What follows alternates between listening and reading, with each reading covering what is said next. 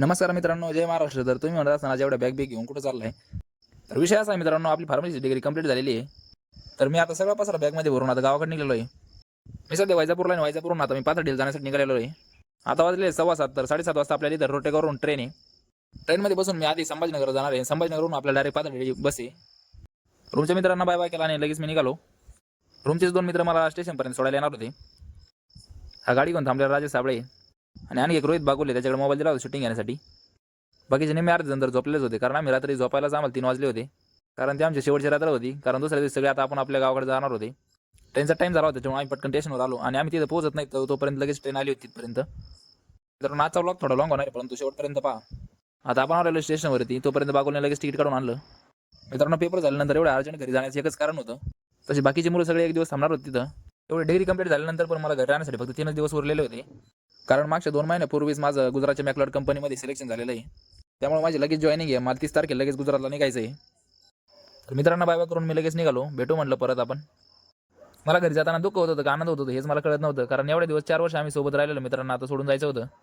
मग काय मी आधी रोटेगावरून संभाजीनगरला ट्रेनने आलो. रोजच्या टायमापेक्षा ट्रेन थोडी लेट पोहोचली संभाजीनगरला. नेहमीप्रमाणे ट्रेनला आज पण गर्दी होती. बाकीच्यांना उतरून दिलं, मग नंतर म्हटलं सर आपण उतरून घेऊ. उतरल्यानंतर काय संभाजीनगर स्टेशनवर कायम गर्दीच असते, तसेच आज पण गर्दी होती खूप. जाताना समोर लगेच टीसी चेकिंग चालू होती. आपण काय तिकीट काढलं होतं, त्याच्यामुळे काय टीसीची भीती नव्हती आपल्याला. तिथून बाहेर येत नाही तरच ऑटोवाल्याने अडवलं. त्यांना आधी 1-2 जणांना सांगितलं कुठंच नाही जायचं म्हणून.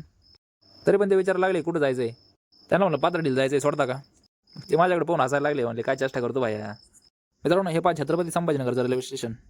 इथं लईच उतारा होती ऑटोवाल्याला. याने दुबार वायतागून सोडलं मला. आता आपण रेल्वे स्टेशन बाहेर येऊन उभं राहिलो पैठण रोडला. कारण आपल्याला इथून डायरेक्ट पैठण मार्गे शेवगाव पाथर्डी बस असते. मित्रांनो, आता मी ऑटोवाल्याला विचारून पाहिलं, पाथर्डी बस गेलेली. आता आपल्याला बस चेंज करत जावं लागणार आहे. बस यायला टाईम होतो तोपर्यंत मी बॅग खाली ठेवून थोडी वाट पाहिली बसची. थोडा वेळ थांबलो तर लगेच पैठणची बस आली. आता म्हणलं होतं बस लागल्यानंतर निवांत बसू बसमध्ये, परंतु तसं काय झालं नाही. बसमध्ये पहिलीच खूप गर्दी होती आणि बसमध्ये एक पण सीट रिकामा नव्हतं. मग मी काय उभा राहून आलो. तेवढ्याच बिडकींच्या स्टॉपवर एक कार्यकर्ता असा डेंजर आला बसमध्ये.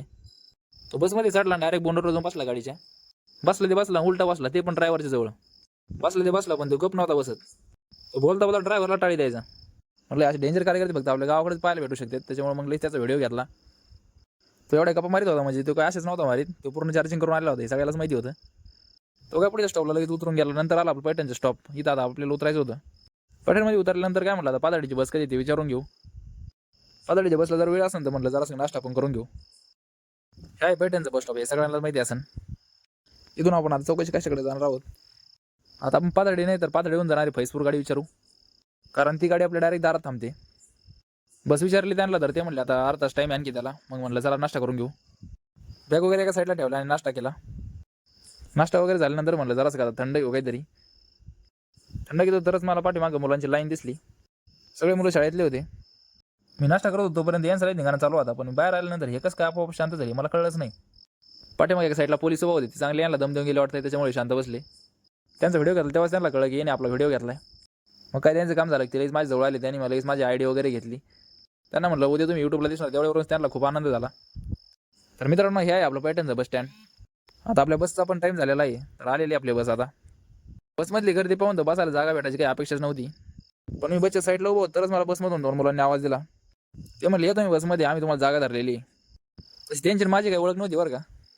पण त्याला मध्ये आल्यानंतर विचारलं तर ते म्हणले तुम्ही व्हिडिओ बनवता का मोबाईलवर? त्यांना म्हणलं हो बनवतो, जसं वेळ भेटेल तसं. मग ते म्हणले आम्ही तुम्हाला मोबाईलवर पाहिलेलं आहे. त्यांचे शब्द ऐकून मला पण खूप बरं वाटलं. आम्हाला बोलता बोलता शेवगावचं बस स्टँड पण येऊन गेलं. तर मित्रांनो, हे आता पाथर्डीचं बस स्टँड आहे. आपली गाडी डायरेक्ट पाठवता गाडी होती, त्याच्यामुळे काय आपल्याला इथं उतरायचं नव्हतं. कारण पाथर्डीपासून 25 किलोमीटर पुढे आपलं गाव आहे. मित्रांनो, तुम्हाला छत्रपती संभाजीनगर पासून ते थेट पाथर्डीपर्यंत सगळे बस स्टॉप दाखवले, परंतु तुम्ही व्हिडिओ कुठून पाहताय हे मला कमेंटमध्ये नक्की सांगा. मित्रांनो, हा सगळा पाथर्डीचा परिसर आहे. आपल्या सोबत जे बसलेले 2 मित्र होते त्यांनी विचारलं पिशवीमध्ये काय. त्यांना म्हटलं स्केचबुक आहे. ते म्हटले स्केचबुकमध्ये असं एखादं स्केच तर दाखवा आम्हाला. असं तरी आम्ही मोबाईलमध्ये रोजच पाहतो, परंतु रिअलमध्ये कसं दिसतं ते तरी दाखवा. 2-3 स्केच होते त्या बुकमध्ये, तेवढे दाखवले त्यांना. आणि ते पाहता शेजारचे बाबा म्हणले पोरांनो काय ते पाहू द्या इकडं. बाबांना पण ते स्केच खूप आवडलं, परंतु बाबांना काय स्केच म्हणजे काय माहित नव्हतं. परंतु बाबा म्हणले हे कशाने काढलंय? तर मी म्हटलं हाताने काढलंय. हाताने काढलं म्हटल्यावर बाबा तर काय पूर्ण चकितच होऊन गेले. तर मित्रांनो, आजचा आपला ब्लॉग कसा वाटला कमेंटमध्ये नक्की सांगा. भेटूया पुढच्या ब्लॉगमध्ये लवकरच. तोपर्यंत जय महाराष्ट्र.